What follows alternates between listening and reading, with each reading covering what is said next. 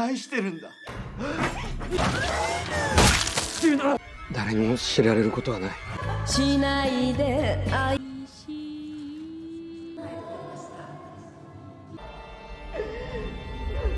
すいません。あ、いえ。John, you hurt them. 間違いありませんか。足元はどうでしたか。ませんわ。足は大げさに言うてるだけ。私最近今服役中なんです。すいません。Supposed to help. We could use it. 1年分のストレスを癒してくれる。つながるだけです。そこがポイントな。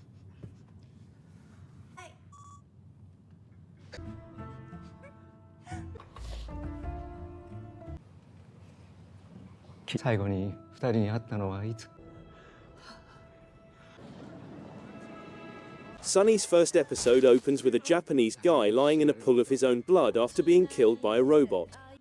After, the camera pans back to Susie Sakamoto, a lady whose life is completely upended by the news that her kid and husband have died. They lost loved ones in the Flight 405, and sadly, they're not the only ones looking for them. It appears that we are living in a near future when humans and robots coexist. The little droids that are roving around are a hint that it's not as sophisticated as something like humans. Susie, her mother-in-law Noriko, Judy Ong, and a person gathering information regarding Mass's pre-flight attire are in the conference room. Many relatives are in the room paying tribute to the lost passengers of Flight 405 in the same way. Susie is unable to converse without the assistance of an in-ear translator, and she hardly recalls what her spouse was wearing.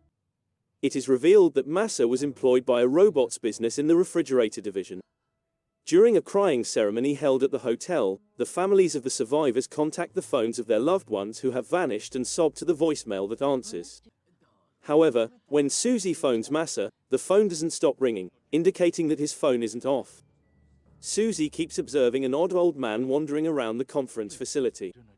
According to Noriko, he is employed by the Yakuza, who offer support at difficult times but always demand something in exchange.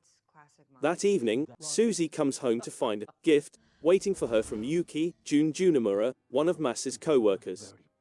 It's a robot named Sunny that Massa made just for Susie. In reality, he wasn't employed in refrigerators.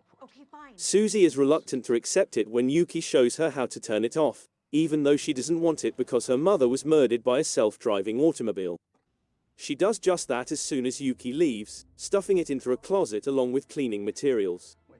After drinking more wine, Susie contacts her husband once more, and this time, the call doesn't end up in the answering machine.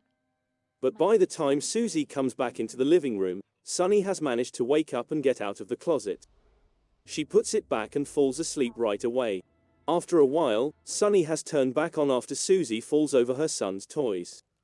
Susie won't allow the robot to tidy up the toys, and it ignores the wine she dropped on her fall.